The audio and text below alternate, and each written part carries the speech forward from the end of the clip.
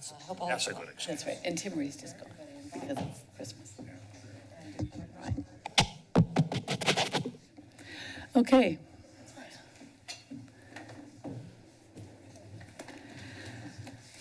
I will call the December 19th, 2024 meeting of the City of Santa Cruz Planning Commission to order. Welcome, everybody. Thank you for coming. Could we have a roll call, please? Commissioner Dan? Here. Gordon? Kennedy? Here. McKelvey? Olhamus? Thompson? Here. Chair Conway? Here. So we are sorting out to ensure that we achieve all of our quorum requirements tonight. Thank you for your patience. For starters, do we have any statements of disqualification? I have a conflict and need to disqualify myself from the 831 water item. Okay, thank you. At this time, we'll open oral communication. This is the time for members of the community to address the commission on items that are not on tonight's agenda, but that do fall within our purview. If any member of the public would care to address us, please come forward. We appreciate it if you write down your name and introduce yourself, and you have 3 minutes.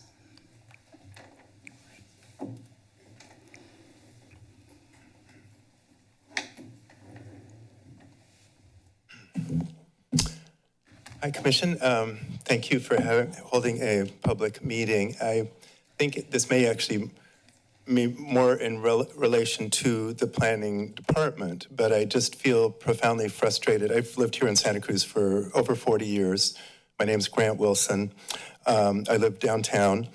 I am just profoundly frustrated by the planning department in the fact that there is, almost everything is by Zoom. There is no in-person meeting like tonight, which I really appreciate, that there's an opportunity for people to be together, to speak directly. And I feel like the planning department tends to just be only Zoom in terms of, major buildings that are going, in process.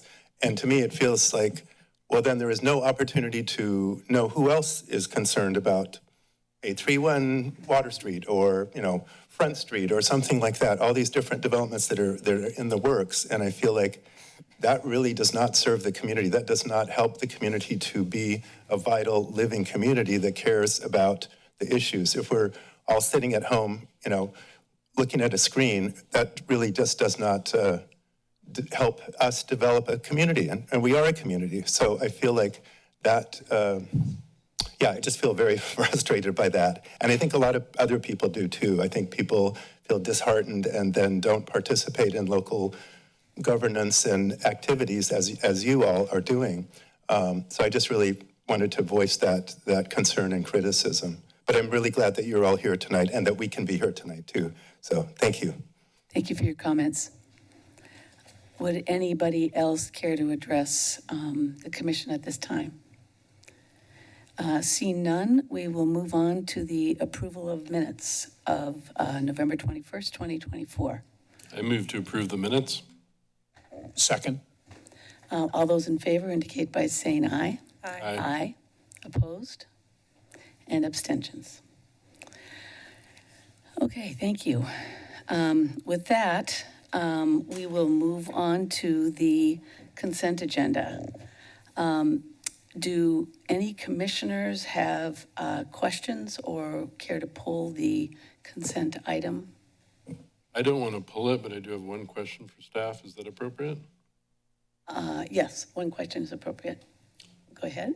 So I've seen many projects in this location through the years, and there's kind of some stickiness sometimes with the wine cubby had some difficulty with upgrading a lot of things in the complex because there's shared facilities and shared parking. Do you feel that that's has been well addressed by staff at this point?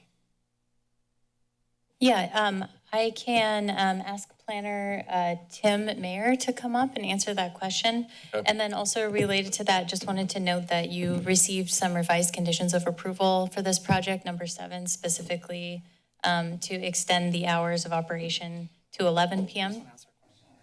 Yeah, Perfect. to 11 p.m. And that was in coordination with the applicant, so they're in agreement on that. Thank you. I don't mean to overcomplicate it. I just know there's a lot of sticky things with this mixed-use area. Maybe I can clarify the question if that's okay. Yeah.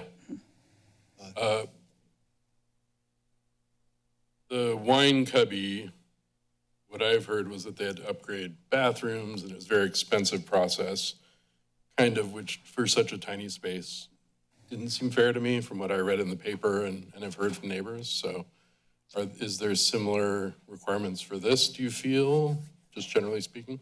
Well, the proposed use is it's a food and beverage retail store.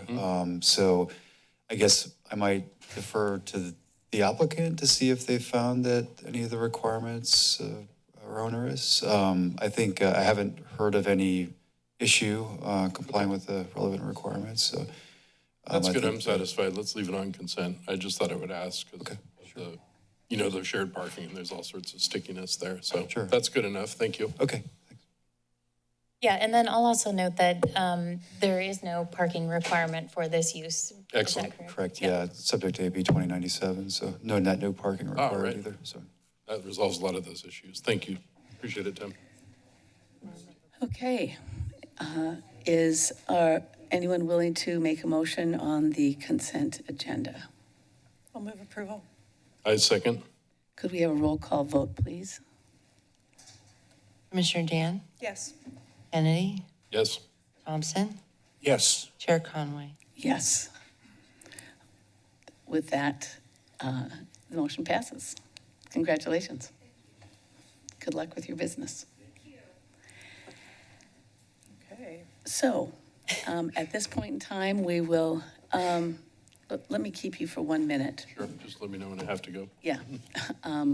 So Commissioner Kennedy will be leaving once we start the item on 831 because of a conflict. And at which point we will not have a quorum. We're actually waiting for a commissioner who we believe is coming. And at this point in time, we could recess, I suppose, to give Is another it minute. possible to start the item or hear from the public so we don't keep people waiting? I think we have just a few options in this case. Keep in mind that this meeting has to, and this action needs to be taken by the end of the month. One of our options certainly would be to schedule a special meeting before the end of December. A very popular move, I'm sure. But as it is, I think, can we take comment? Hang on 1 second. Maybe we should, what are our options? Let's Yeah, Yeah, can staff let's lay out, just lay out the options. so lay out we what the can hear them? options are. Sure. Hi, Cassie Bronson, Assistant City Attorney. I'm looking at your bylaws on the absence of a quorum. And yes, you identified that correctly. You could set a special meeting if you wanted to do that. We could take a brief recess if you think that Commissioner McKelvey is going to show up within the next 10, 15 minutes. I would not start on public comment in the absence of a quorum. Would it be possible to hear a staff presentation and for commissioners to ask questions? Slippery slope. No, the item should really be adjourned if there is no quorum. Do we think he's coming? That's right. Okay, yeah, let's go to the end of the Okay, agenda. that's true. Well, so at this point in time, we do have a couple of additional items, and we'll give them a little bit of time to get here. So the next item is informational items. Here he is. Yay. Do you want me to wait? I think we'll wait. Okay. I'm sure everyone's interested in them, but we are very happy to see you. And I'll see you all next year. Okay. Thanks for hanging around. Okay, With that, a little bit of a cliffhanger here. We will proceed with item number 3, general business.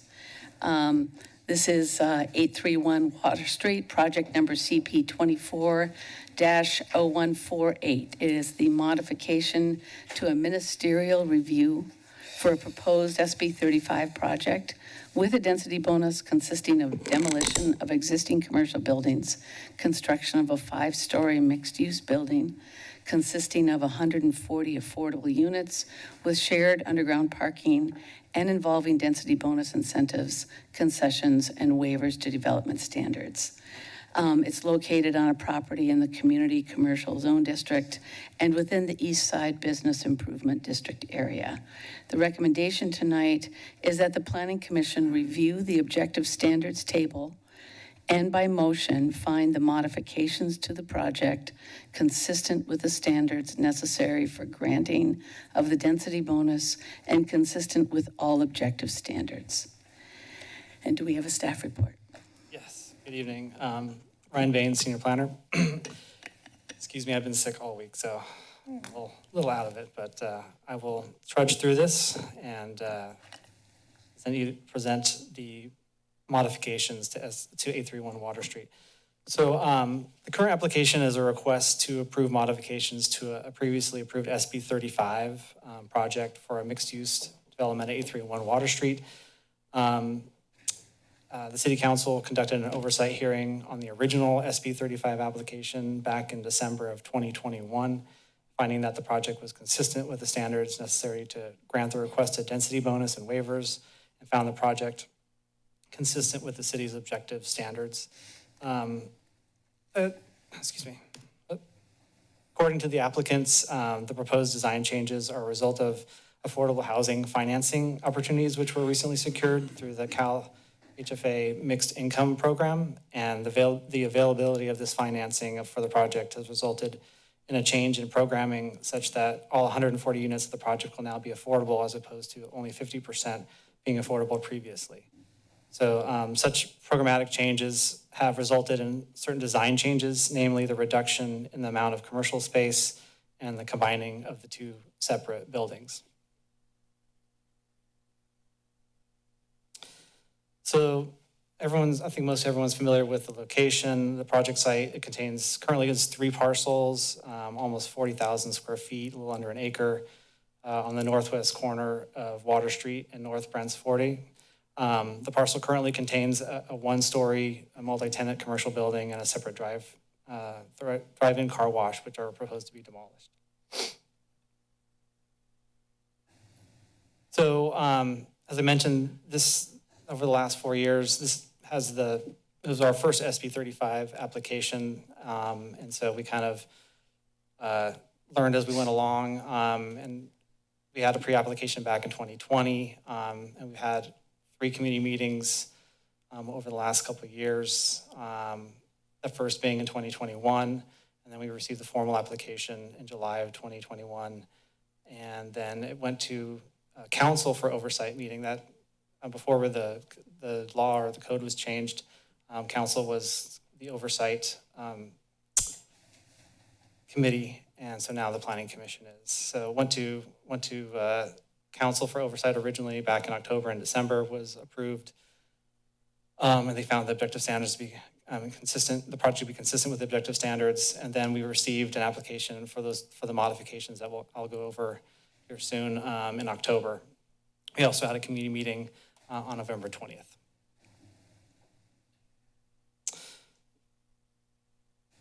So as the commission is well aware, the state of California has become very aggressive over the last several years in adopting legislation that streamlines and promotes the production of housing. Some of that relates to the elimination of discretion on the part of local agencies. When a project qualifies for a streamlined ministerial approval under SB 35, the city has a limited time to apply its objective standards to the project and is strictly prohibited from applying any discretionary standards. So in this case, modifications to the previously approved project are being proposed. SB 35 state law states that a development applicant may request modifications to development under the streamlined ministerial approval process as long as the modifications do not go beyond certain thresholds. So state law states that a project may be modified without applying new objective standards as long as the changes to the total number of residential units or total square footage of construction, not including underground space, are not exceeded by 15% or more.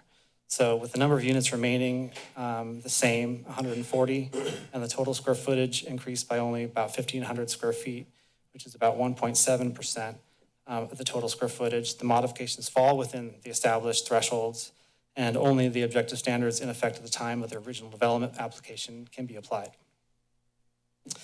So California Government Code allows jurisdictions to complete a design review or public oversight meeting of the development as part of the SB 35 objective standards review process.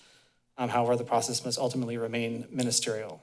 So as I mentioned, the Planning Commission now has the oversight role for this project and must focus on compliance with the objective standards. So kind of just going over the main modifications. As I mentioned, it's going from a 50% affordable project to 100%. The two buildings, there was originally a 4-story building and a 5-story building that were separate. Those are now basically combined into one building.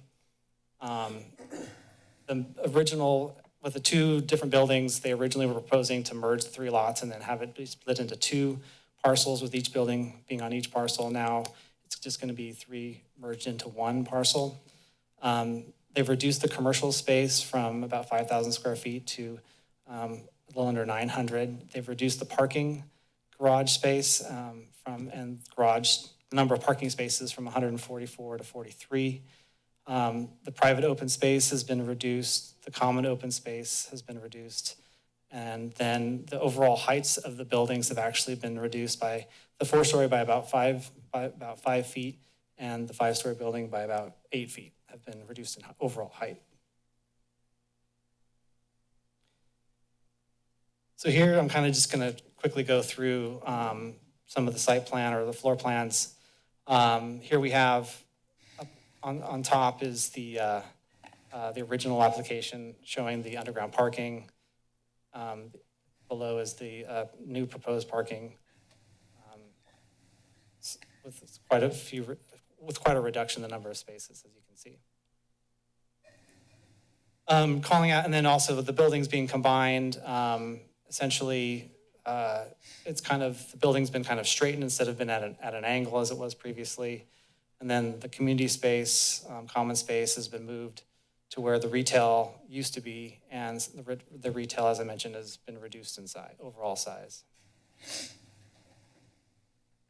Here's the top is the original elevation from Water Street, and the below is the new proposed elevation. And then this is, again, this is looking from the north.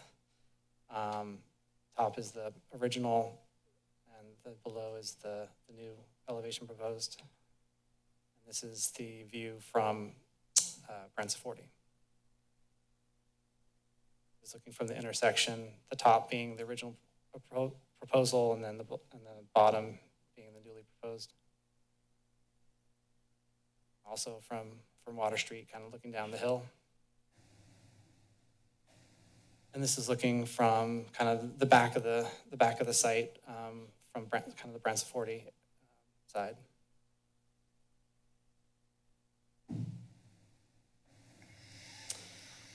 So the project is entitled up to 3 incentives or concessions as part of the density bonus portion of the project that provide actual and identifiable cost reduction for the affordable units.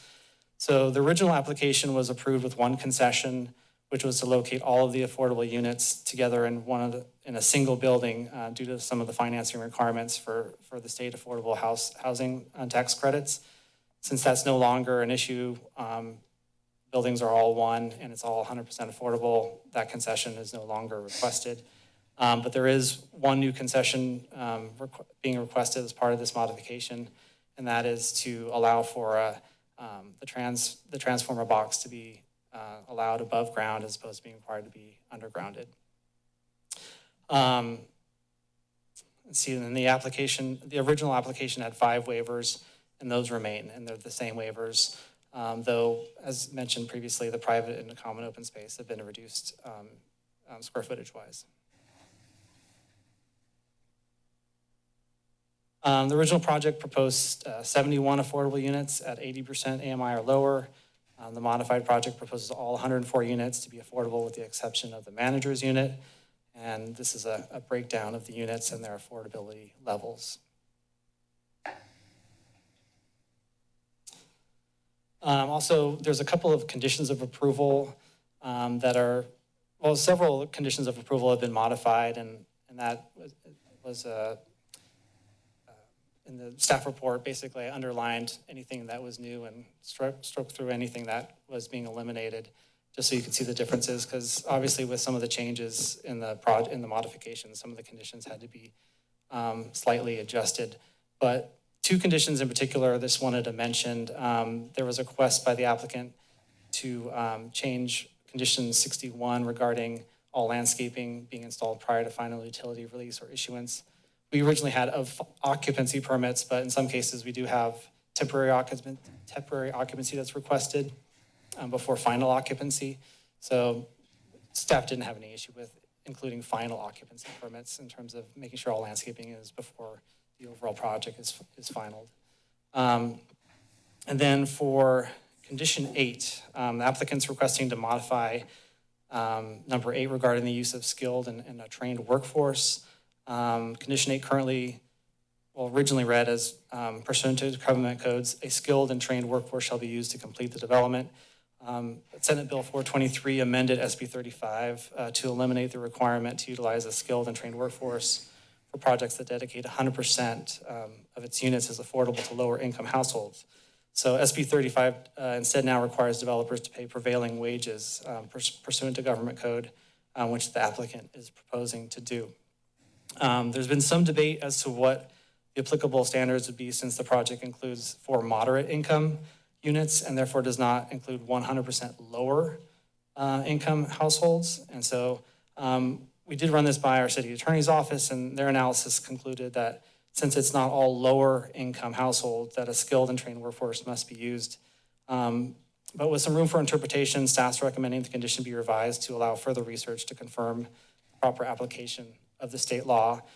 So we're recommending that condition 8 be revised to read, the development shall comply with state law requirements for prevailing wage and skilled trained workforce requirements. So we'll have some further discussions, but we'll make sure that the state law is being followed correctly.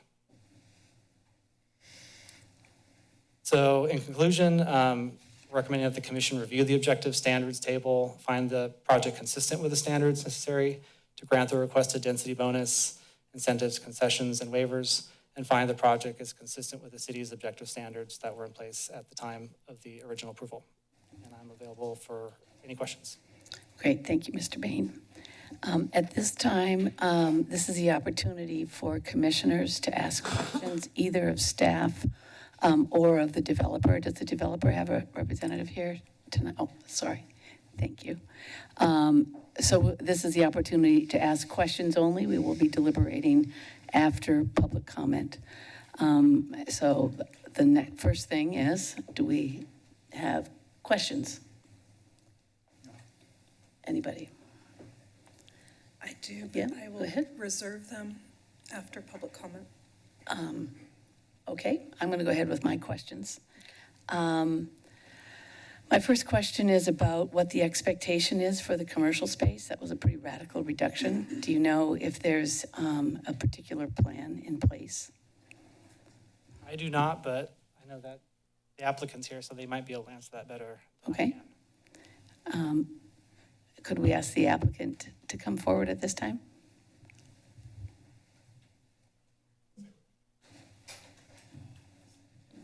I'll have a couple questions, so it won't be a waste of your time. Mark Donahue with Lowney Architecture, we're the architects for the project. It's not known what the retail will be used for at this time. Okay, and just so the reduction was, just seemed pretty big, so I thought perhaps there might be a plan in place. Thank you. So then another question for staff or possibly for the developer. Do we know who the property manager will be? I think that there are plans for that, but I personally don't know. owner's representative that would know that is not here tonight. Okay. I assume that, and this is for staff, there will be a management plan submitted along with the building plan submittal? Yes, I As- believe which that is part of our I believe code? that's a condition of approval and a requirement that, yeah. Okay, just wanted to call that out. And the next question is about the multi-bedroom units. Are they restricted to established households, such as families with children? I know that sometimes there can be a whole process of identifying what a household is. You have to have lived together for at least 6 months prior, or is that not part of this? And I have to say, this is a new funding source, which is very exciting. And so I'm just not as familiar with it. Many of the more traditional, like low-income housing tax credits, have a very strict definition of what's a family and what's a household. I'm unfortunately not aware of that. I mean, I know certainly there'll be certain requirements in terms of income that'll be verified and all that, but those details I'm not aware of. Okay? Okay, thank you. I have a couple questions about parking. The first one is, and again, you may not know if, without the owner's representative here, but I'm just curious about how parking spaces will be allocated. Are tenants allowed to pay for them? And this is an issue that's been changing in the field of affordable housing, and I'm wondering if that's been addressed. Sorry, I'm not qualified to address that. Okay, and Mr. Bain, do you have any knowledge about that? I don't know the details of that. Novin, the applicant, would probably be Okay. able to answer that better.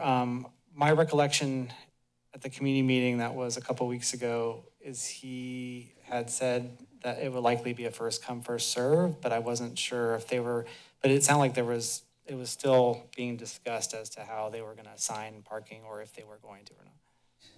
Okay. And just to add on to that, just to clarify for the public, there is no parking that's required for this project. Right, So, exactly. yeah, the parking spaces that are being provided are voluntary, and there's no objective standards that require them to manage those in any specific way. Right. It was strictly a question. As I said, it's been an issue that's been evolving, as have many things in this field. And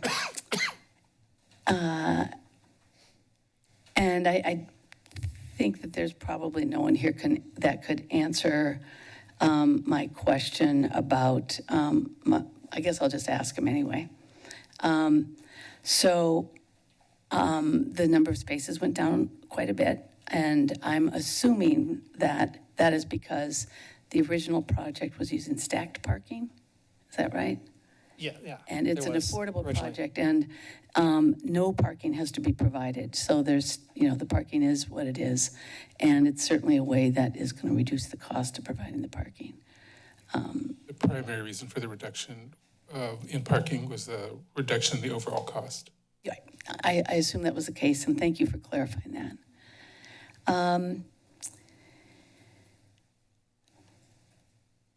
So I am, my last question, I'm interested in the live-work units, and maybe you can just tell us a little bit more about why this unit type was selected. In particular, what was part of the discussion? The units look great. I'm just interested in that. So there were several reasons, one of which was to provide a commercial presence at the corner that was not necessarily retail, which is actually very difficult these days. So it was to give local business owners an opportunity to set up shop, but to live above their shop and to have a street presence. Really, that was primarily the driving reason. Okay, interesting. Thank you. And I think that is my questions at this time. Does anybody else have? I guess I'll ask mine. You You okay? inspired me. Okay, great. Commissioner Dan. I have a couple questions, first about the open space reduction and then about the skilled labor. I'm not sure if they're going to be directed toward you or not. So the project's requesting to reduce the open space requirements, both private and the public, by quite a bit, though the city has objective standards that require it. So I guess the philosophical question is, what happens, so state law allows the city to apply objective standards, but what happens when a proposed density bonus waiver conflicts with the objective standard that clearly we found is desirable for a project?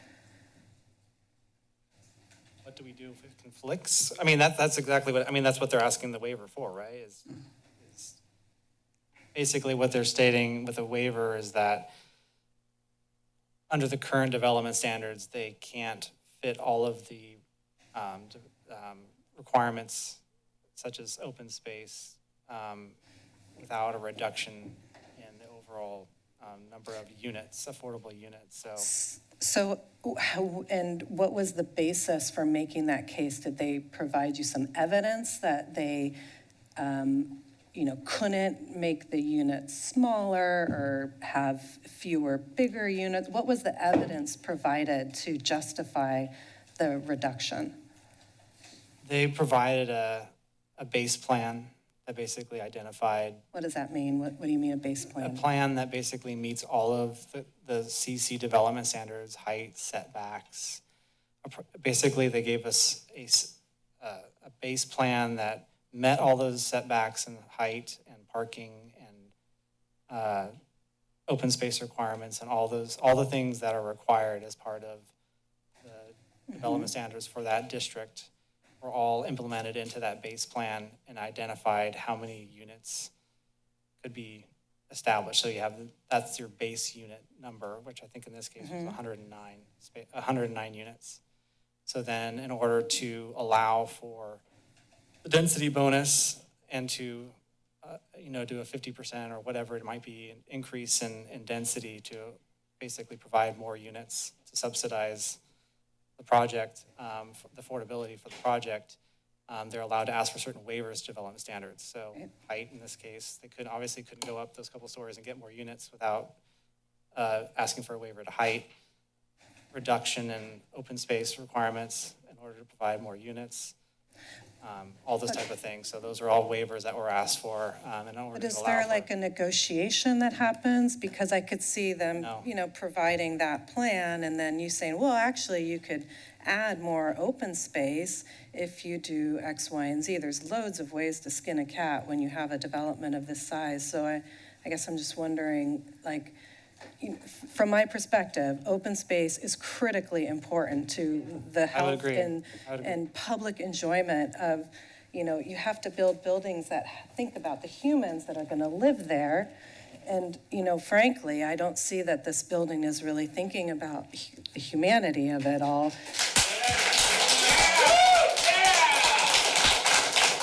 At this time, I was going to wait on this.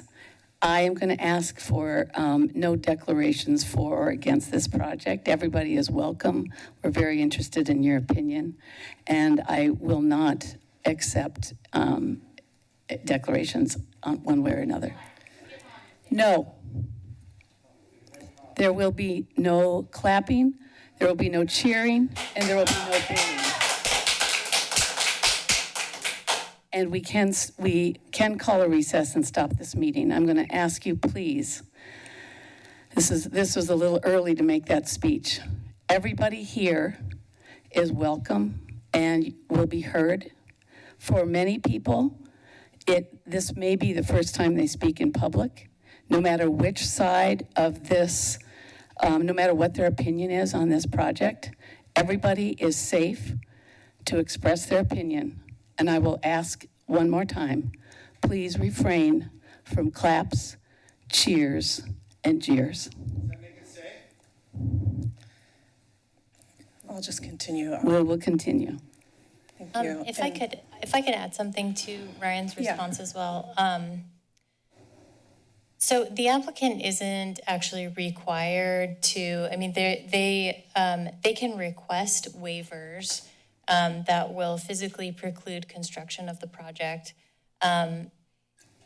We have very specific findings that we need to make if we were going down the path of denying one of those waivers or findings. And I'm looking for that section now in the state law. Do you have that section up? Yeah, I guess I'm more just asking that, you know, that I understand and that you don't, that we're not able to reduce units, but given the project like this, it seems that there are many ways to, you know, redesign some of the units to provide for more amenities for the people that live there and are going to live there. And I guess I'm just asking if that is something that happens or can happen. It is something that has come up in other jurisdictions. There is case law that Cassie from City Attorney's Office can speak to. One is the Wolmer case. Basically, the city can't redesign the project to make it work. So the developer has the ultimate say on how they want to design the project and what they need to waive in terms of development standards to make it work for them. In that Wolmer case that I was referring to, the city in question lost in court by trying to say, well, they could meet this development standard by reducing the size of this community center. And so there have been, I think, a couple cases that, yeah, Cassie might. And just the section that she was looking for is basically the findings that the city would have to make are that the concession or incentive does not result in identifiable and actual cost reductions. So that would be a finding that the city would have to make to deny the concession or the incentive, or that the concession or incentive has a specific adverse impact as specifically defined upon health and safety, and that there is no feasible method to satisfactorily mitigate or avoid that specific adverse impact without rendering the development unaffordable to low-income and moderate-income households. So it's a pretty high burden, very difficult to meet, and typically the cities that have tried to meet that burden have not been successful. Is there anything preventing the developer from providing more open space on their own? Since I guess what I'm hearing is it will be a challenge for the city. I mean, I'm not hearing that it's impossible, because it sounds like there's a health and safety argument you can make, which I strongly believe humans need outdoor space, especially kids. But is there anything that would prevent the developer on their own from providing this? No, I mean, they could relying certainly on. voluntarily comply with that standard, yes, but it would be difficult for us to require that So we have without to making that. rely on them to recognize that this is a benefit. Right, and I think Cassie can probably speak to this as well, but I believe that that public health and safety standard, it has to be like a knowable, written, published standard. It's something that is far beyond like an opinion of. That's right, and there is, one case that's pretty spot on this that talked about a courtyard that was eliminated, and so, the case law is not in our favor on this one, or not in the favor of the argument that you are presenting. Okay. Okay. Okay, I just have one more that I can get out of the way, and it's about the new condition of approval about skilled work. So I appreciate Ms. Bronson being here tonight for this. So I guess I was kind of surprised to see that the city attorney had made a recommendation about, or interpreting this section of the law, and staff is saying that more research is required. So I guess I just want to flesh that out a little bit more, because it does seem pretty cut and dry. There's moderate units, so it's not following the letter of the law. So it seems like the original condition should stay. So what's the misinterpretation here? I mean, I think we were kind of working on this right up to when the staff report was going to be going out to you guys. So we just wanted to have a condition that was very straightforward and kind of covered all possibilities depending on, and we haven't really had this discussion with the applicants at all. And So we wanted to have something that was straightforward and would allow a little bit of wiggle room if they had an argument or something that we hadn't thought of, or counter or something like that. So we wanted a condition that made sure that we're following the state law. But obviously there's interpretations by We parties. usually go with the recommendation of Yeah. our attorneys. That's why I was a little shocked that that was written here in black and white, and then saying, but we're going to think about it a little bit more, you know? I will say to staff's credit that, normally I would have discussed this with the applicant's attorney to say, do you have a different interpretation? And there just wasn't time to do that. So I think that's why that recommendation was made. And is that a recommendation that you support? I am supportive of it because it would guarantee that the city does abide by the state law. Exactly. But it just seems, okay. Okay. We Thank you. Any follow the other- letter of the law in every other aspect, so I guess that was a kind of something to highlight. Okay. Thanks for your question. We can deliberate further about this when we come back to the commission. Any other questions? Okay, with that, we will open up for public comment. Everyone here is welcome to come and speak. And I see that the applicant. May I just address the okay. commission? Yes, Thank you very much. Thank you. Good And thank you evening, for Chair. identifying yourself. Sure. My name is Amber Morrison. I'm with the law firm of Fenimore Wendell, and we represent Novin Development Corporation. And I first want to wish everybody a happy holiday, and thank you very much for your time and service. I know right before the holidays it can be challenging. So I want to thank the Planning Commission for your work tonight. And I also want to thank Ryan and Sam for their really good and hard work on this project, not only originally when the application was submitted, but also in the course of this modification request. I just want to begin by acknowledging the really good and thorough staff report that your planning staff has prepared. And it clearly articulates the Planning Commission's role tonight. And thank you, Chair Conway, for reminding the public that we're to conduct the meeting tonight in a way that doesn't chill or inhibit or preclude the ministerial consideration of our modification request.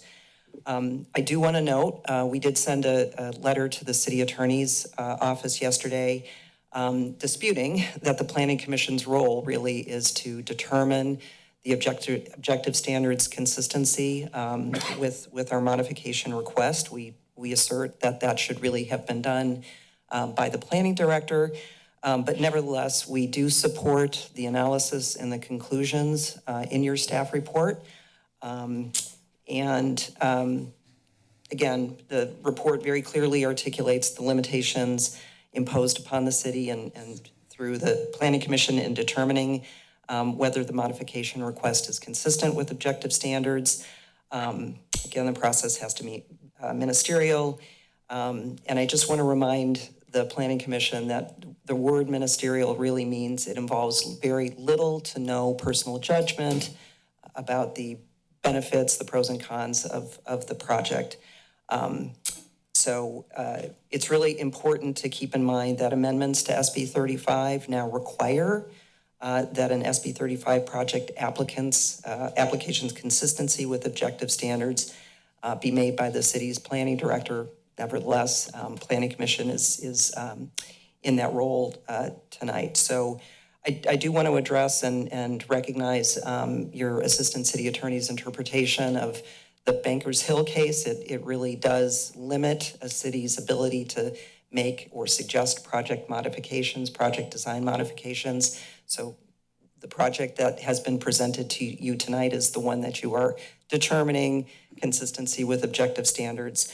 And we do appreciate the opportunity relative to condition number 8 or our request for changing condition of approval number 8 to require adherence to state law. It could be that we get some further guidance from the State Department of Housing and Community Development. So we do appreciate the Planning Commission's consideration of that request. And With that, I'll let you get on to hearing public comment tonight. Thank you. Thank you. All right, we'll open up to the public. I'll ask anyone who would care to speak to please. Hang on, you're still being invited. Would anyone please, we'd appreciate it if you would sign in. That side? Oh, And, can I do that on my way back? Yes, you certainly Thank can. you very much.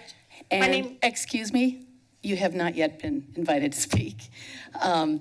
Everyone will have 2 minutes, Oh, and, it was 3 minutes, actually. no, it isn't. There will be, everyone will have 2 minutes to speak. And, The lawyer again, was allowed 3. I want my 3 minutes. the chair sets the time, and you're invited to speak for 2 minutes. Please proceed. Is it my turn now? Yes, it is. Thank you. Can you all hear me very well? I'm a military veteran, served during Desert Storm, and I am disabled. My first question is, there is no closed captioning for me to hear you. So I did not hear any of you were present or not present or unfortunately late due to your own personal circumstances.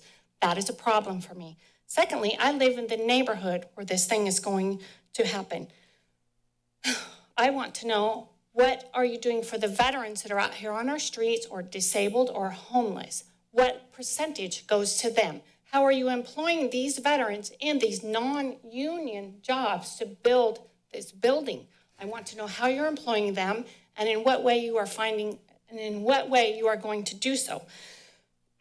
Secondly, for my neighborhood, how are we going to get permits? Do we have to go through the slow city process to go standard and go up there and stand in line and wait for 6 months to get a permit for our own neighborhoods? And there should be a streamlined process for us, because we can validate our own homes by our tax records and or driver's license. Thirdly, as someone previously, or here, I didn't quite hear it all because there was no closed captions. How do we know that there was something about the businesses, the commercial businesses that were allocated in the previous plan, there was a significant amount of commercial space, and now it can be reduced by 800 to 800 square feet by the developer's willy-nilly.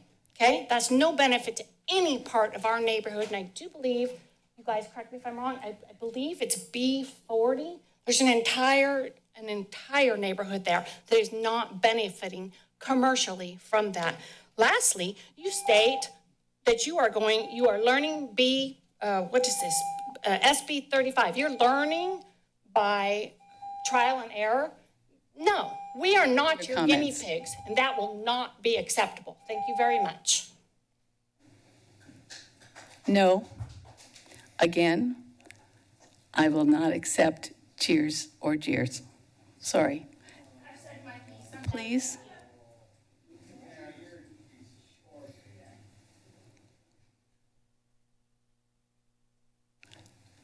Next comment, please.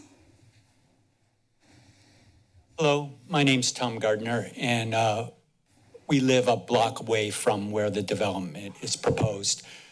First, I want to acknowledge that, I know you're professionals doing your job within the guidelines of state law, so I do acknowledge that. But with that said, the optics of this proposal, since it was first proposed, looked terrible. Back in January, I attended the meeting where they proposed this, and residents said, okay, let's work with you. We don't like certain aspects of that. And the optics of this are really of a greedy developer using state law to do whatever they want. And in this case, residents were willing to work with him, look at other things to do, and he immediately hid behind the state law SB 35 and said, I'm going to sue the city if you try and change my plans. And that has been the case through this whole proposal. Personally, for a resident that's only a block away, our street already has parking issues. I can show you pictures of people parking in front of the fire hydrant all the time. People, some mornings I wake up and cars are double parked just in the street because when they came home, there was nowhere to park. People that pull into their driveway that's already packed and just block the sidewalk and their cars halfway sticking out into the road. That's the reality currently. And this proposal is having a giant, unattractive unit that really doesn't benefit the residents of Santa Cruz. Thank you very much. Thank you very much for your comments. Next speaker, please. Hi, one request before I start. The bathrooms are not unlocked tonight. Did you guys know? Yeah, they generally are not unlocked. Yeah, they used to years when ago. it's not. Okay. They did used to be. Thank you. This project has health issues, and it's really because the way it's designed, where the delivery trucks have to back up into the street.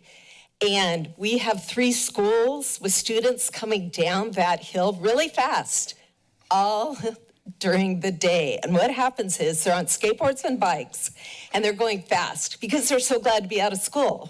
Remember that feeling? Well, now these vans are going to be coming out, and they will not have good view to see. It almost be impossible because they're coming so fast. So even if you look to back out, you can't predict how fast these students are coming. And come and look, because it really is an issue, and we need to protect our youth in this town. This is a health situation.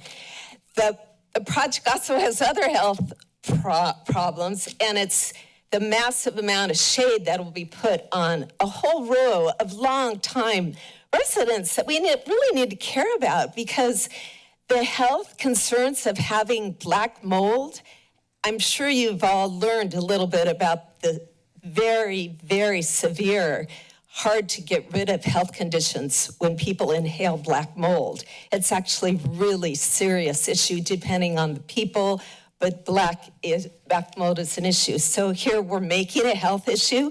We're making a mental health issue regarding the parking situation this gentleman just talked about. We have enough craziness in our town. We don't need more mental health stress. This project, if it was 3 stories in Mediterranean and mixed with the other Mediterranean buildings on Water Street as we're improving Water Street, great, let's do it. What a beautiful location to do that. But not what this is proposed. Thank you. Thank you very much for your comments. Next speaker, please. My name is Rick. I live on Belvedere Terrace, the adjacent street. I have 3 concerns. Number 1 is the stability of the ground. Water Street Hilltop seeps water off all the time. That shale rock comes off all the time. Our backyards get saturated in the winter. I'm concerned that in the wintertime, they're going to go down 15 feet for underground parking. In the wintertime, if there was saturated ground and you're on the side of a hilltop, and if there was an earthquake, is this ground stable enough to hold this apartment as big and as high as it is? Or will we have cracks in our homes and in the land? I'm concerned about that. Number 2, when they build this project, right now there's power lines coming down the side of that project with transformers and all that. I want to make sure that we have electricity when they're building this project. Number 3 is parking. There is no public parking around this area. We've heard on other projects like downtown, there's lots of public parking. We do not have any public parking in this area. If the people living in these apartments, if they want to have a Super Bowl party or a party, where are they going to park? Where are they going to park? And I'm very sorry for my street, Belvedere Terrace, because I think there's going to be a horrendous amount of people trying to park there. Thank you. Thank you very much for your comments. Next speaker, please.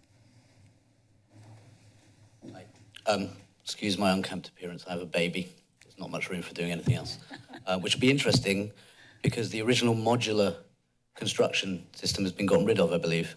And so there's going to be lots of noise. It would be fun having the baby nap amongst all that noise for probably a year. It's difficult for me because I absolutely believe in affordable housing. I realise I'm very privileged to live on Belvedere Terrace directly behind it. I'm lucky to have a detached house with a garden. But it feels like it's kind of already decided. So all I can do right now is rant. And I've had experience. engaged with Mr. Novin, and I just want to say right now, for the record, I don't think he's to be trusted. He's changed his plans several times. He's treated us with contempt from the start. Every time we've had a meeting, they've said, we don't have to have this meeting. He came to meet us. I'm a teacher. I tell my kids, if they don't have what they need for the day, they have contempt for the subject and the work that they do. When he came to meet us, he was late.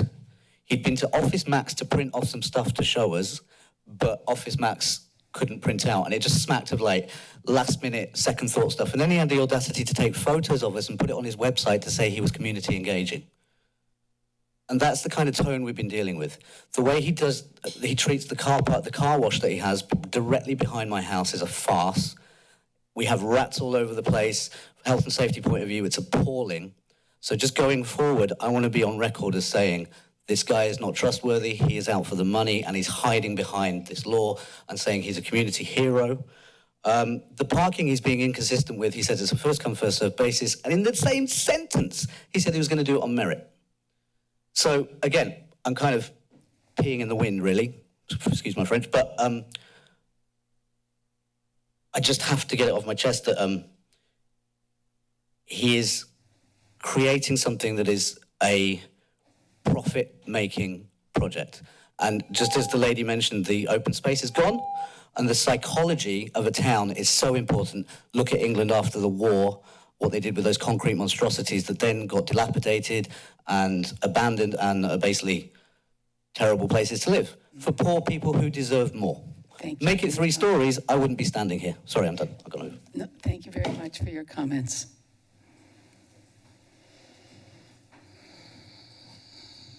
Hello, I'm Brad Stark. I'm also a resident of Belvedere Terrace. Wrote a letter to you. I'm going to read it now, or parts of it anyway. 140 units would be home to more than 200 residents with only 43 parking spaces. To think that these people, the people living in this affordable housing are not going to have cars is ridiculous. There's going to be cars everywhere. And that is a health and safety issue in itself. That's one of my major concerns. The city did not approve this project upon the first attempt with only 1 vote in favor. When it was accepted, it was only under pressure from, legal pressure from the developer. We hope that the City Planning Commission will have the courage to stand with the people to come to a compromise with the developer. We believe that 20 affordable housing units with ample living space and parking is a safer choice and fits the character of our neighborhood. The profitability of this project is more important to the developer than the safety of the citizens of our small community. Private profit is not the purpose of SB 35. The residents of Belvedere Terrace are against the proposed changes and call for the overturn of the approval of A3 Water Street development due to safety concerns.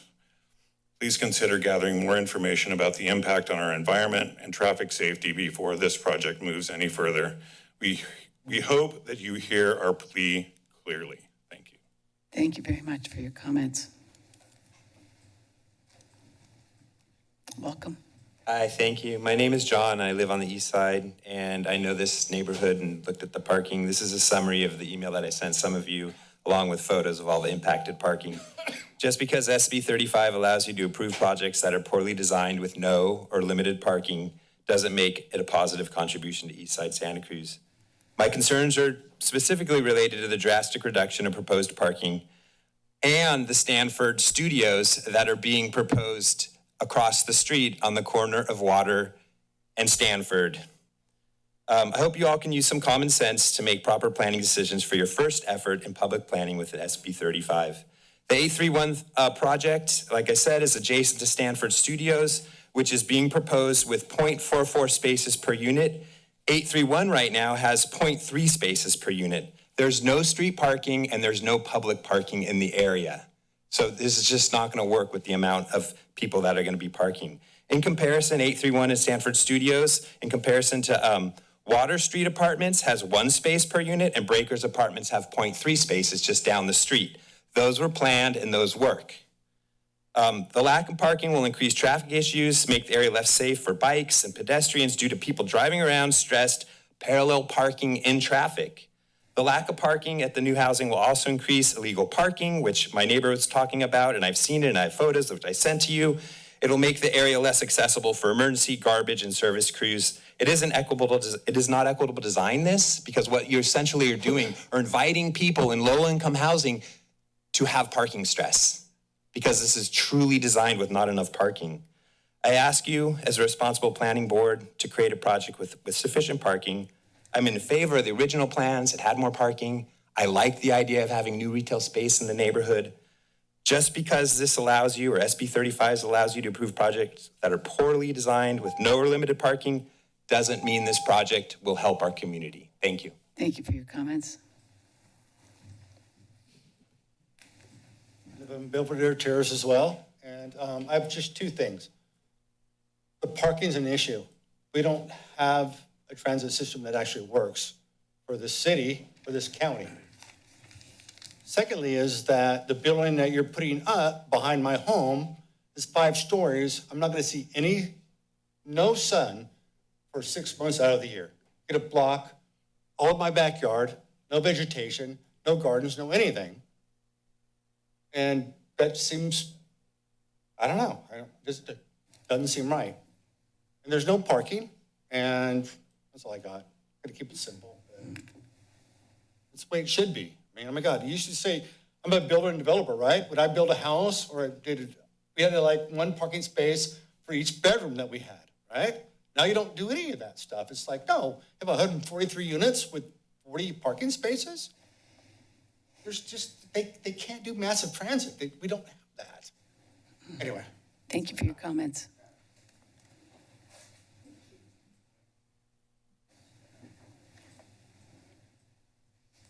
Good evening. Thank you. My name's Becky Steinbrunner. My 3 children went to the Bransford Small Schools campus in their education, and I have friends that live on Belvedere Terrace. I want to thank Commissioner Dans for pointing out that the absence now of open space is very deleterious, and I do not think you should accept this plan as it has been modified. The quality of life as well as the affordability are equally important for those who will live there. There are trees on the lot. What about the tree replacement policy that the city has to promote urban forestry and cooling of the buildings? The character of the neighborhood is completely lost in this disgusting building. This is not fitting with the character of the building, especially if you remember that this is part of the historic Via de Bransford. To that end, when the Habitat for Humanity buildings were built nearby, there were remnants of adobes that were found there. What guarantee do we have that this developer will pay attention to any historic artifacts, cultural resources found in construction of this? I demand that there be an archaeological and Native American observer there. The parking is ridiculous. How can a retail expect to survive with virtually no parking? As the architect said, it's already challenging. When there's no parking for retail, people will not go there. This is ridiculous. And for the shading, there is a law that you cannot block another property's winter shading, because then that precludes them from installing solar power on their property. Thank you very much for your comments. Hi, you guys. I'll try to keep it simple. I have huge issues with the aging infrastructure. But first, I'm pretty disappointed about the communication about this meeting. May or not be your issue, but on the city website to this day, the meeting was 3 days ago. So that's discriminatory and exclusionary for people that work or have families and cannot have the time to engage in civil democratic participation. Does nothing to foster our trust and open dialogue with representing us. One issue, the signs announcing the meeting were super poorly placed, regardless of the storm. One was down, one was faced where you couldn't read it, even after the storm. That was never changed. So again, trust in the process of representation other than that of the developer is pretty frustrating. Today, just driving around the neighborhood, I noticed there's a posted sign behind the Branciforte School on Benito Street, which is behind Branciforte. It looks seemingly like a city-approved sign. Here's how it read: "No idling." It had graphics illustrating pollution and noise. Respectfully, let's remember, this is in an area that is huge with playgrounds, open fields, and ample airspace. If this sign warns of health concerns for that large open area, why isn't the city concerned or even imagining it's also a priority to protect the neighbors and families from the same health hazards that are obviously created behind the 831 project egress issues, right behind the houses? These issues and the location have been clearly noted by the Santa Cruz Climate Action Network. To review, this development plan will involve many service vehicles daily, delivery, water, garbage, and more, serving a huge new number of residents. Can you imagine the amount of FedEx and UPS trucks alone? All with catastrophically having to back up onto Branciforte Street across both directions of traffic, which is already congested. Please don't fail to imagine emergency vehicles trapped, exacerbating public safety issues. This project must be resubmitted for further review, especially since it has changed substantially from its initial submission. Thank you for your comments. Thank you.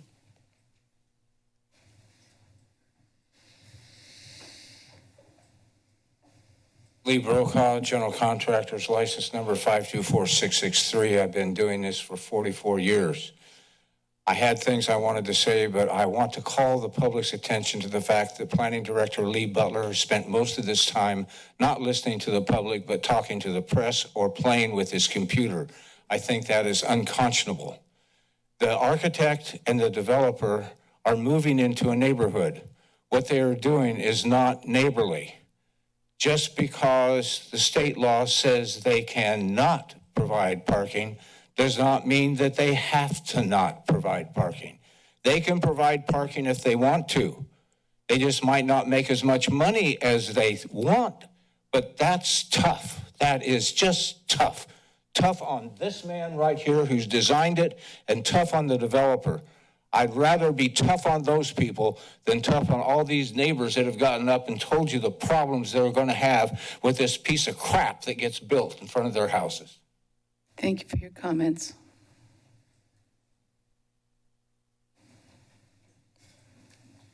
Good evening. My name is Cyril Milazzo. I'm here with my wife, Sherry Milazzo.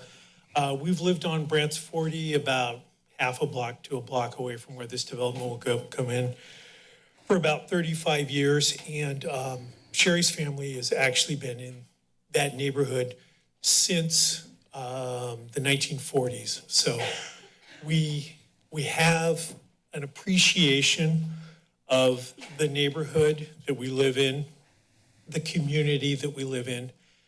This development is completely counter to that. We're not opposed to affordable housing. We think that something that stayed within the zoning of 3 stories and 30 feet or whatever it was would be a wonderful addition. But we are very opposed to seeing a 6-story, 60-foot tall behemoth move into our neighborhood. And what's that going to mean? Is that going to continue into the neighborhood? Is it going to go away? I also share most of the other concerns that we've heard. In particular, I've noticed that in the information, it said that the project was actually exempt from CEQA. And that concerns me terribly. I don't want to see something that comes in that doesn't have to have an environmental review.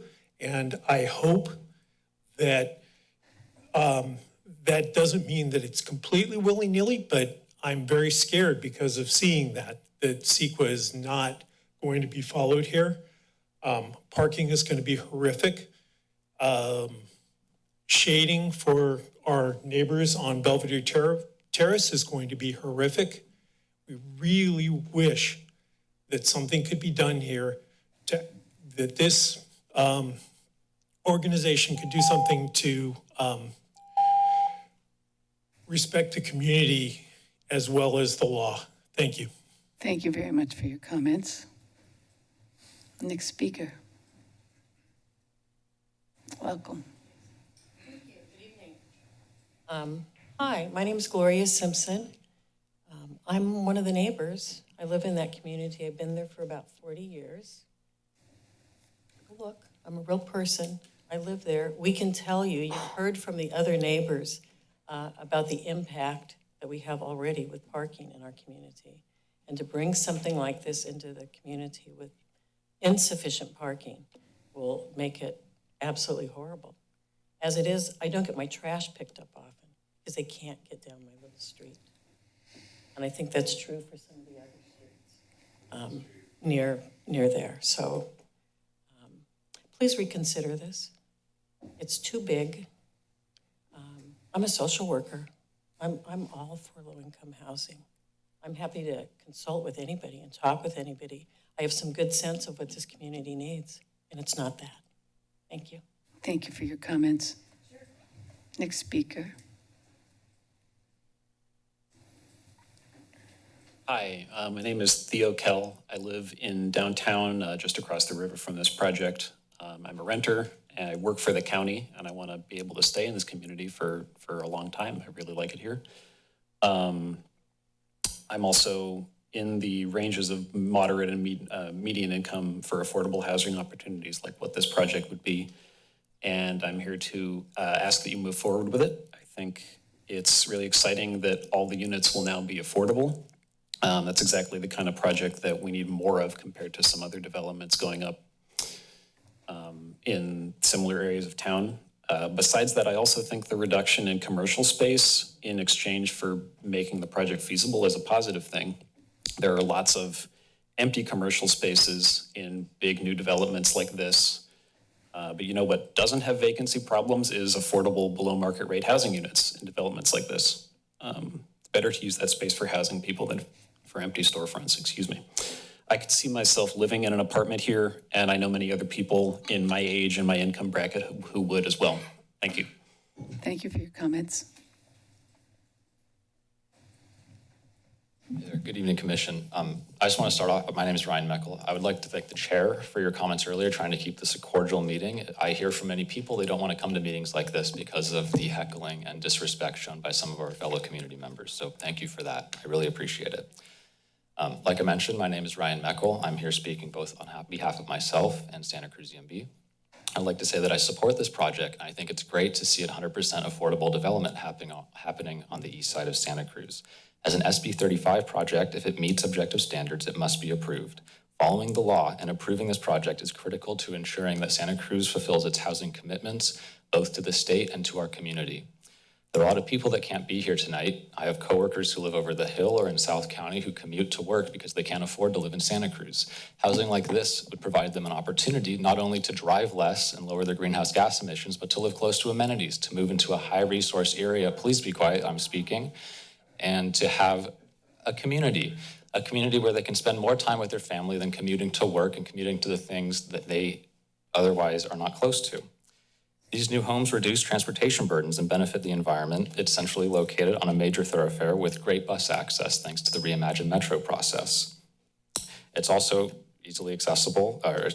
Neighborhood amenities, downtown, and connections to Watsonville are also close to where this project will be. In short, this provides 160 much-needed affordable homes for local workers and families. This project will help tackle our housing shortage, which as a renter I am acutely aware of, by welcoming new neighbors into a vibrant, opportunity-rich neighborhood with access to jobs, schools, shopping, and public transportation. I hope as you consider this project tonight, saying yes to more families, yes to more opportunity for those families in Santa Cruz, and yes to a more vibrant Santa Cruz. Thank you. Thank you very much for your comments. Hello, Commissioners. My name is Gavin Roth, and I'm a student over at Mission Hill. I'll state frankly that I believe this project would be a huge positive for many people's lives, and the Commission should follow staff recommendations to immediately give the project ministerial approval. 831 Water is located in an excellent location, easily walkable and bikeable to downtown Santa Cruz. The new project, being 100% affordable, is also a huge bonus and will allow a diverse mix of everyone from teachers to waste collectors to call a modern, clean apartment in the heart of Santa Cruz home. This project is the very best type of development we've seen come our way. It's infill, affordable, dense, and all near downtown Santa Cruz. Please approve this project. Thank you. Thank you very much for your comments. Good evening, Commission. My name is Jocelyn Wolf, and I'm a renter. I live in Santa Cruz. I'm really excited about this project, and I know that there are a lot of people behind me who are not excited about it. I would like to remind you about the people who aren't here, the people that we're hoping to be our neighbors, the people who will eventually live in housing like this. They don't have Stop. They don't have the Again, opportunity. excuse me, please retain her time. I can't believe that in our community, we can't appreciate the importance of letting everybody speak. And I will ask once again, please be polite. After that, I will ask people to leave. So please go ahead with your comments. Thank you, Chair. I just wanted to say that the people who are not here are neighbors that we're hoping to have in Santa Cruz, people who have not had the opportunity to stay. I know that there are a lot of people who have left the city of Santa Cruz because it's not affordable. And I am excited to welcome them with open arms. I would also encourage you to follow the state law and to accept staff's excellent recommendation and approve. Thank you.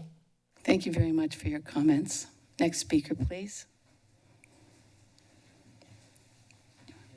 Good evening. My name is Bruce Thomas. I live on the west side. And I gather you've been tasked with trying to confirm whether this building's submission meets all the objective standards. And I read through them really quickly earlier today, and I see this one caveat that comes up a lot: unless they violate state or federal law, create a specific adverse impact on health and safety. And the things that jump out to me is the shade study alone. There was a woman who can't be here tonight. Her name is Lily Sturgis, who lives on, I think, Belvedere. She's gonna have shade on her house 70% of the year, she says in her letter. So how can that not be a health and safety impact? I heard the legal ramblings about this. The city's gonna need to do a job to explain this to people, how they're powerless because of the laws to do something that's as common sense as this, ensure the health and safety when there's a shadow situation like that. The other health and safety issue I'd like to call out is I'm a bike rider, and you ride down that hill from Bransonville at that stoplight, and you're going. And now there's gonna be an exit and entrance to a parking lot. It really seems dangerous. So when can the laws trump common sense about health and safety? So I would argue that some of these objective standards deserve a little bit more attention because they do have some health and safety consequences that need to be reckoned. Thank you. Thank you for your comments.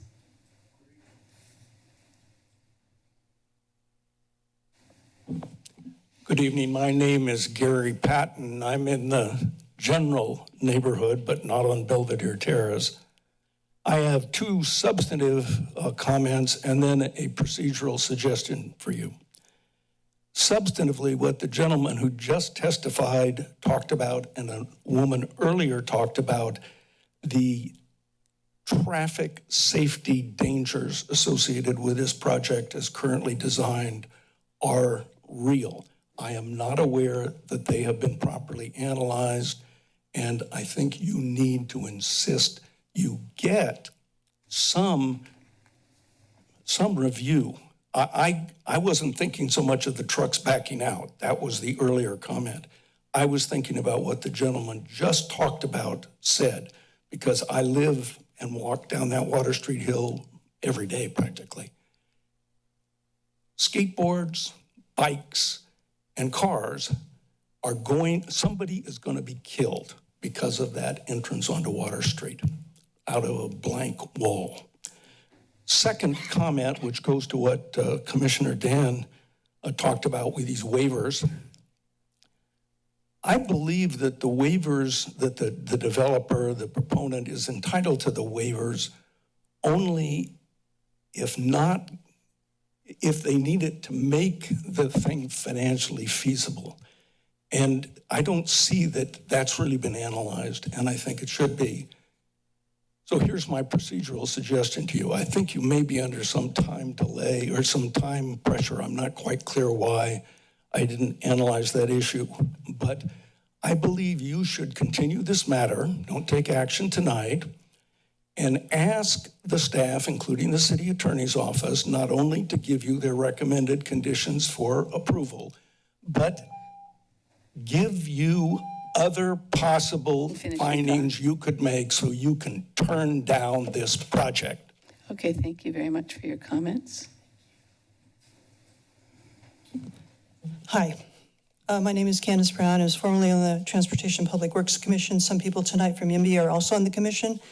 Very surprised that there wasn't really a presentation about the findings in the traffic study, because I think there is really safety concerns that's been brought up with other transportation commissioners, and it's never been addressed. And I think you're just asking, as Mr. Patton mentioned, for a fatality in the near future. And we are a Vision Zero city, which was passed in 2019.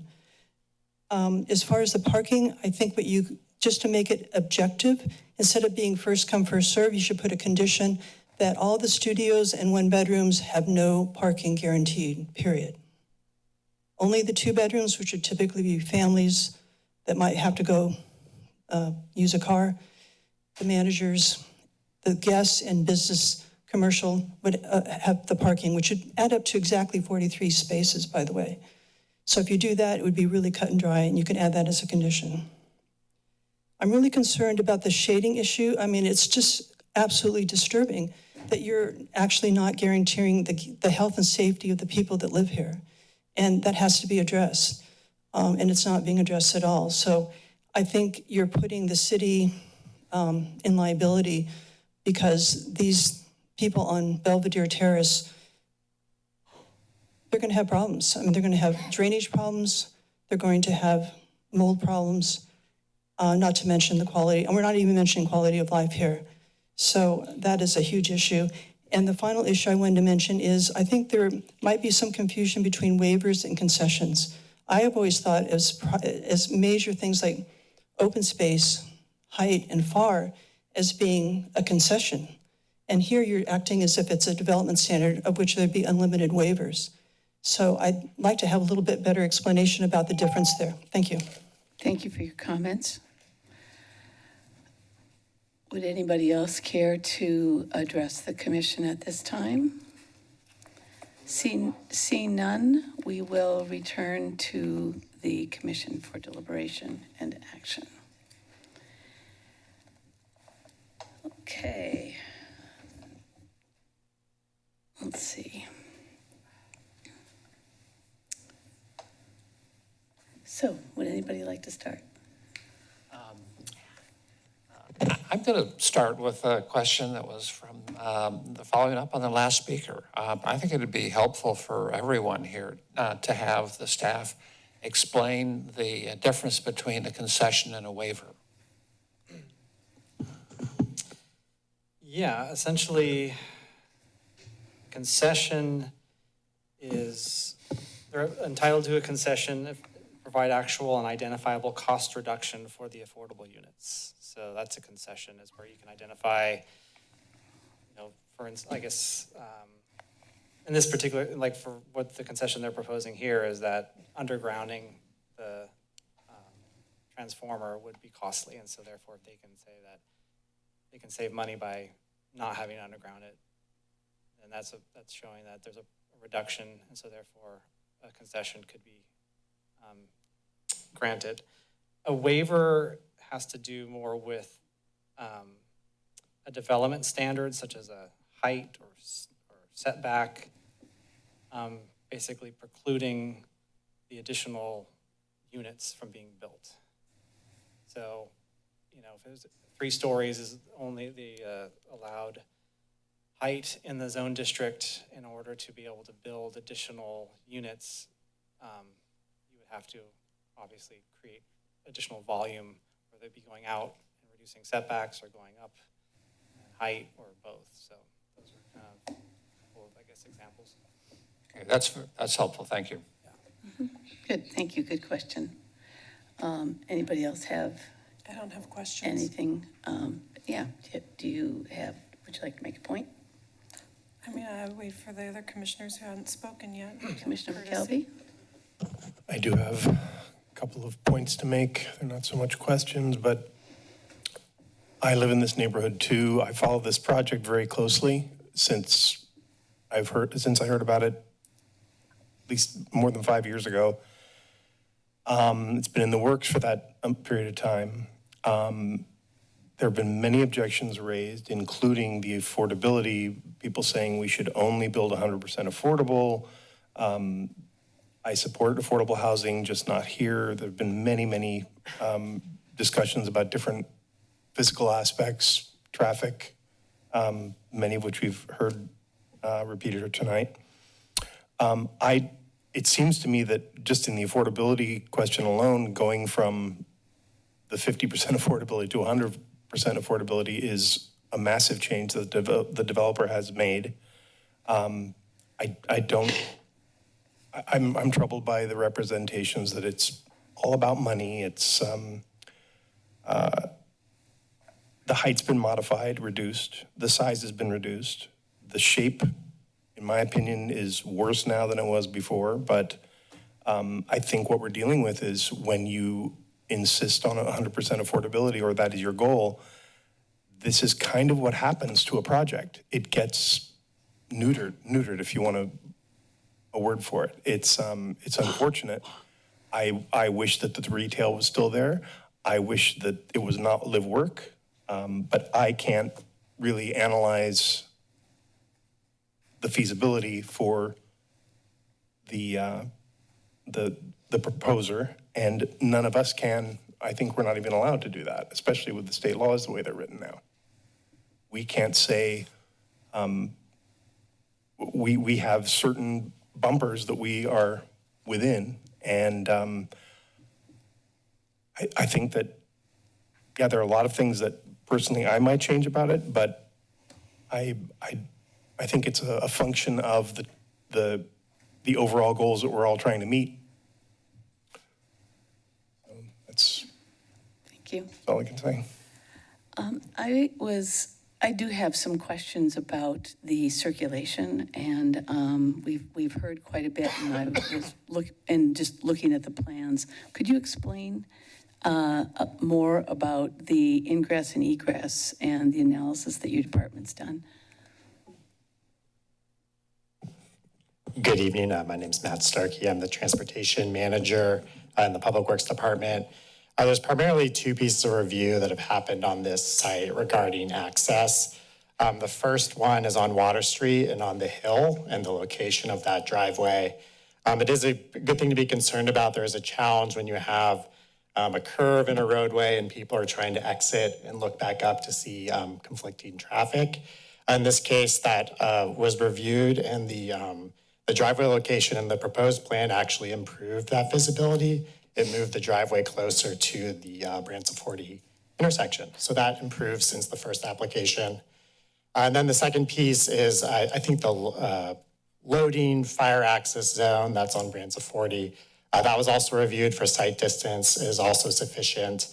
And not shown on the plans here is the restriction of parking back towards Belvedere Terrace. So that will fully improve the view for vehicles that exit the driveway shown there on the screen.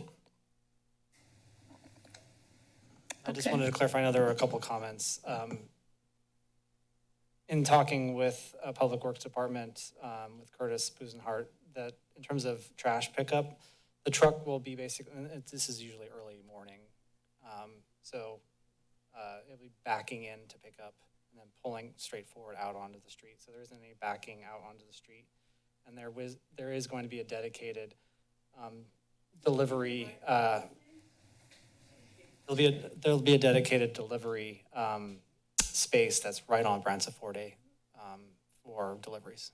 So having you pulling on and off the site, yeah. That's helpful. So I think there was a misunderstanding about that, and that's was part of my question. So thank you for clarifying that. So there's a dedicated, delivery spot on Branson 40. That is, there's no backing out onto water. Is that correct? Yeah, there's on the plan set we have, there's a proposed loading zone at the back of a new right turn lane that is added to Branson 40 as it approaches Water Street. Okay, thank you. Does anybody else have any questions of Mr. Starkey? No questions. Okay, thank you very much. That helped me. Okay, anybody else have any comments they want to make? I have comments, but no questions. Okay, comments, or go ahead. Okay, this will just take a couple minutes. So before I was on the City Planning Commission, I spent 16 years on the Santa Cruz County Planning Commission. During that time, I had the pleasure of approving several 100% affordable housing projects. And they were a pleasure to approve because these developments, we could require open space, we could require community gardens, play structures. They were designed, it was a joy to approve them because I could imagine the people living in them and living a really quality, good life. This project, frankly, makes me sad. And I realized it made me sad because when I thought about the folks living in this development, they're not going to have those amenities. And that's the reality that we're living in right now in California because of the state legislature has taken away our ability to require these amenities that make these high-density projects actually quality projects, not just for the folks who are going to live in them, but for the surrounding neighborhoods. So I also just want to say, because I think it's important to acknowledge this, that I really, really feel for the neighbors, especially those directly behind this development who are going to lose their sunshine. I live next to an apartment building. I'm a gardener. I live in multifamily housing. I'm terrified that this is going to happen to me. So I really have empathy for you, and I truly wish that I could do something to reduce the height and make this development work for everybody. I also, I'm concerned about the lack of parking. I think it's going to affect the neighborhood. It's also going to affect the people that live in this development. There's no doubt folks are going to have cars, so they're going to have to park them somewhere, and they're going to park them in your neighborhood. So you're going to have, that's just going to be the reality. I don't see that this is being built for families. Somebody mentioned families living here. I want our town to build developments for families. This doesn't look like it's being built for families. And just at the end of the day, we're not putting our best foot forward. This isn't the best we can do. We can do better. We can do better for this new development. We can do better for the neighborhood. And so substantively, I cannot find this project consistent with the standards necessary to grant the density bonus incentive waivers, and I do not believe it's consistent with the city's objective standards. And I base that on public health and safety, on the lack of public and private open space that has been drastically reduced below city standards. There are no parks nearby. No places for the residents to enjoy the outside on their own property or nearby. The shading of adjacent homes, I think, is detrimental to public health, and there's safety issues with the bus stop and traffic. So I'm not going to be able to, sadly, I'm not going to be able to support this project as designed. Okay, thank you. Please, go ahead. I just wanted to respond to one of the questions from a member of the community that, is it condition of approval number 24 has several requirements for archaeological review of the excavation and all the operations on the site. Thank you. Yeah, I have some comments also. Partly, I am really glad to see the mixed income And this is a new funding source. I worked on many of the affordable projects that you had the pleasure of approving. This is a different day in many, many ways.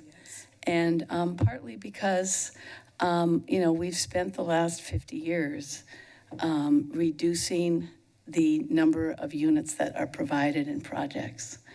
And we've done that, and also, dedicating a really significant amount of land to our automobiles, whether it be for circulation or for parking. And because of that, we have lost the opportunity to turn this project down. And as we can hear, there's a lot of people who are very glad to see a project like this going in. I'm really glad to see this project become 100% affordable and for a mix of incomes, because like I said, that was something that in all my years working on housing, it was really difficult to do. So I'm really happy to see that. I agree that I don't think it's significantly targeting families. I think that's a case. Our review is really limited to the modifications that are proposed. And I don't know if we have that on a specific slide of what those specific changes were. But, and the other thing is that we are limited to the objective standards that were in effect at the time of the original development application was first submitted. So really what our opportunity is to review the objective standards table and the consistency of the project with the standards necessary to grant the requested density bonus, incentives, concessions, and waivers, and its consistency with those standards that were in place, as I guess I already said that, at the original time. If there is going to be a proposal for anything else, it has to be very specific. And it's a very specific fight. Everything that I understand about this process is we really don't have the opportunity to make changes right now, much as, from our different perspectives, we may find things that we'd like to change. We really don't have that opportunity. Commissioner Thompson. As an architect who's had a practice that's taken me to a lot of different communities in California, I can understand why our state legislature came up with this notion that it was going to be difficult to turn down every project that comes your way, that there needs to be some kind of basis that would allow multifamily projects to happen even in communities that didn't think it was consistent with the neighborhood that they had bought their house in and had lived in. And so I have had the opportunity to work in communities where our firm designed the first multifamily housing that had ever been built in the community because a few years earlier, they had not even had zoning that allowed multifamily housing. The state, in dealing with a statewide issue, I think has not landed with the best strategies. This notion that there are minimums that once met preclude the planning commissioners and city councils from saying no. And I've worked in communities where that was a useful tool to add to their zoning ordinance because they just thought that multifamily housing was going to bring in the wrong kind of people to their community. And that's never been Santa Cruz. We didn't need the state to come in and tell us that we needed to provide housing for everyone, that it was an important part of the culture of Santa Cruz, that we looked out for housing for single people When I first moved here in '72, there was practically no housing for single people except garages that you could convert into a place to live. So I think this is a whole set of rules that made sense to kind of help communities understand that they needed to provide housing for not just wealthy folks, but for a broader community. So I find myself stressed out, shall we say, by projects like this because on a certain level, this is a solution to housing that has been underserved in our community, particularly housing for single people. We've got the stats to prove it. We can prove that it's not even today, not a very good place to try and find housing if you're a single person. Our housing statistics make that really clear. Having said that, though, I think that absent the state rules and the way they were implemented, it doesn't do us any particular good. And I'm disappointed by that. Having said that, I'm not convinced that this is as awful as some folks think. Having lived in cities my whole life, and Santa Cruz by far the smallest, I can tell that folks that actually having sunlight coming into your windows for a big part of the day is great, but it isn't actually a requirement for being healthy.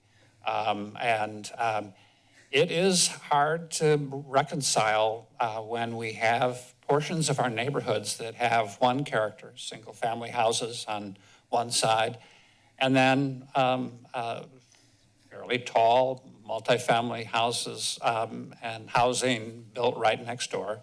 I've never found a magic solution to make that always compatible because that's changing a neighborhood.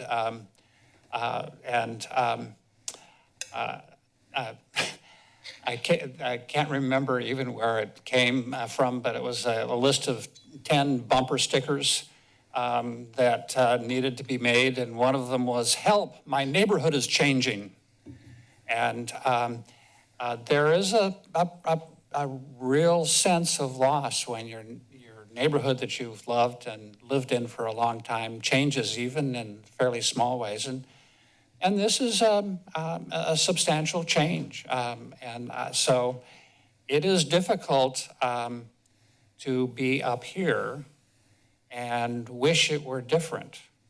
But what the state legislature did with their eyes wide open was to create these state laws that essentially take the judgment away from us and says, in the interest of making sure that we have housing that meets all Californians, we need to take this drastic measure and say, you're going to just have to put up with it because that's how it works now.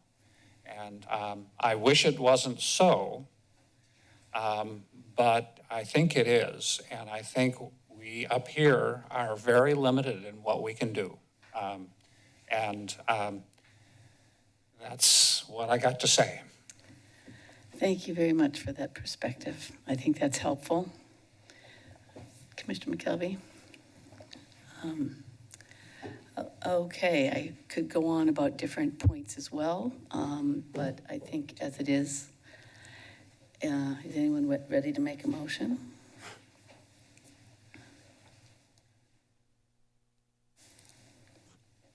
I'd like to make a motion that we find the project consistent with the standards necessary to grant the requested density bonus, incentives, concessions, and waivers, and find the project consistent with the city's objective standards that were in place at the time of the original approval. Thank you. I'll second that. Is there further discussion? Could we have a roll call vote, please? Commissioner Dan? No. Thompson? Yes. McKelvey? Yes. Chair Conway? Yes. I'd like to thank everybody for coming. This is obviously a very, very difficult process, and I appreciate you all. Did the motion pass? Yes, it did. And I'd like to thank you for your participation. We can take questions after the meeting if you have further questions, but we won't be taking further questions at this time. Okay.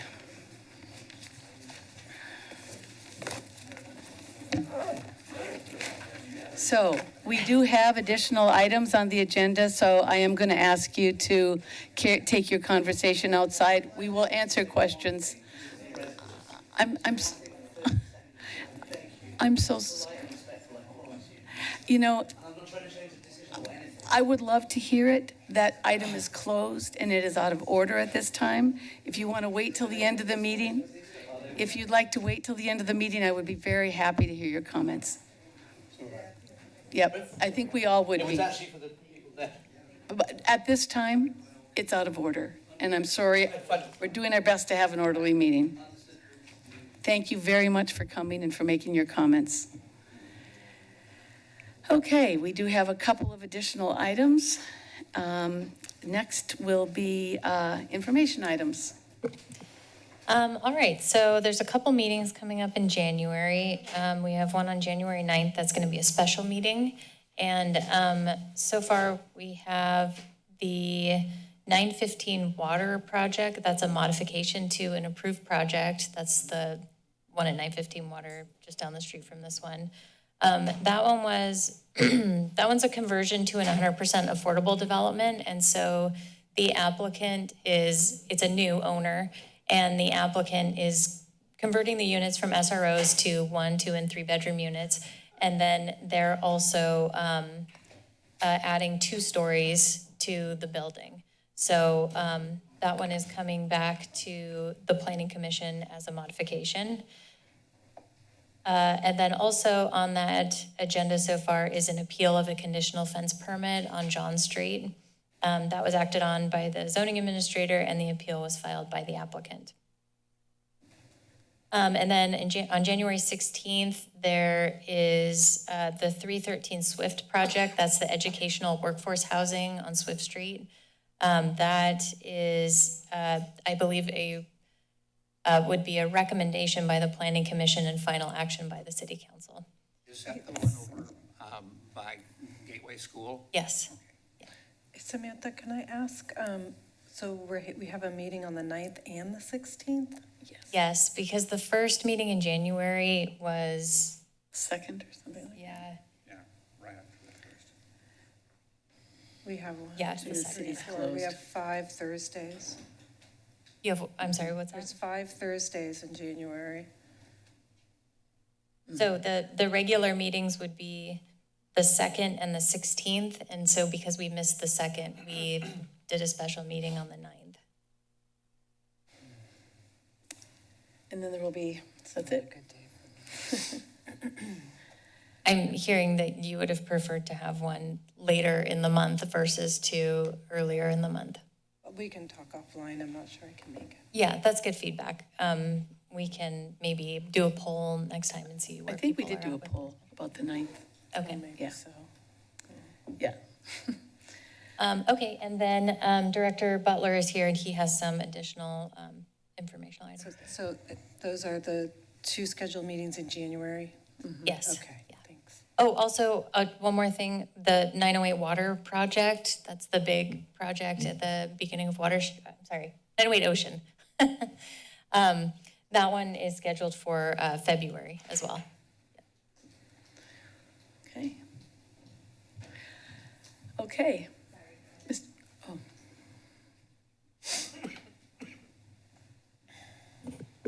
Sorry for that delay. Thank you, Chair. I was just making sure there wasn't another item on the January meetings. And I just wanted to provide a couple updates regarding some of the recent things that the commission has seen. And the first is accessory dwelling units.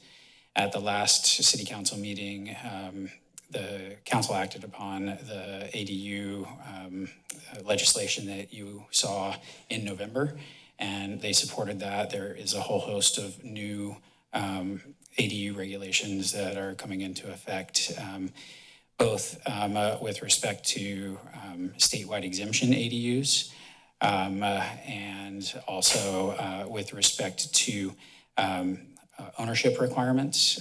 So pre-2020 ADUs, removing the ownership requirements on those. Individuals would have to go through individually and update the recording, the deed recordations at the county, but that will now be allowed, and we'll identify a process for that. And then the council also supported the condominiumization of ADUs, so you could have a separate condo ADU and you would if you're doing that, you would also have a condo airspace for the main unit on the house. So allowing them to sell those separately. A quick update on the downtown plan expansion. The long-awaited downtown plan expansion. We are anticipating releasing the environmental impact report and the updated draft plan. We had the draft plan released circa May of this year, and we've taken that feedback. We went to council again in October and got additional feedback on the downtown density bonus program. Some of the commissioners here have been assisting with a subcommittee that's working on some of the building design standards that were included in that draft plan. And we do anticipate releasing that information in January. So we're looking forward to that next step. Should be April timeframe, roundabouts when it would be in front of the commission again. And lastly, as is the case this time every year, we have every year nowadays, we have a whole host of new housing laws at the state level that are taking effect on January 1st. Our team has been looking at those carefully, particularly the ones that have significant implications here, of which there are some. Of course, the ADU laws that you reviewed are one subset of those, but there are many. We will be doing a legislative update to the city council, likely the first meeting in February, perhaps the second meeting in January, but January, February timeframe, we'll be providing a summary of the key bills. And we'll be sure to alert the Planning Commission to that documentation. But there are a lot of great resources out there for those who are interested. If you take a look, many of the law firms put out summaries, and I'd encourage you all to take a look at those. And if you have questions, feel free to reach out to us. Okay. Could I ask you to give us a heads up on how to look up these new changes, the new state law changes?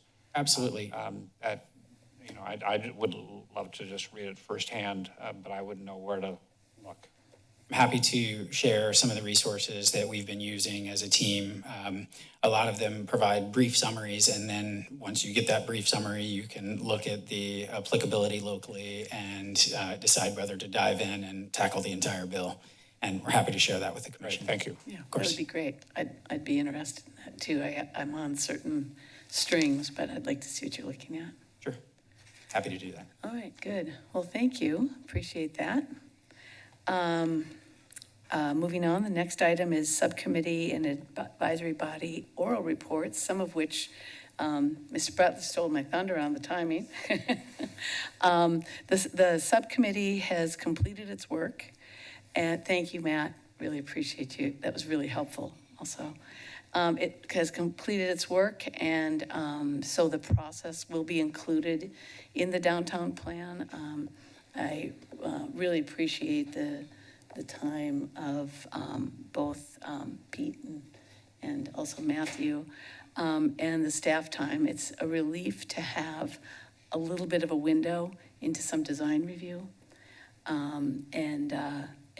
Look forward to all of you see. So the commission will be seeing it as part of that plan. And I'm told that the draft EIR will be released in early January, so it'll be available to take a look at. Comment period closes mid-late February. That's what I got this afternoon, and so it's complete the end of March, and you all will be looking at it in April. So, and I'm really hoping that there's a robust public process at a time when it's really meaningful. So, I don't think we have any items referred to future agenda. So with that, this meeting is adjourned. Thank you all very much. Apologies for my tardiness. We definitely You're all- trying to avoid it.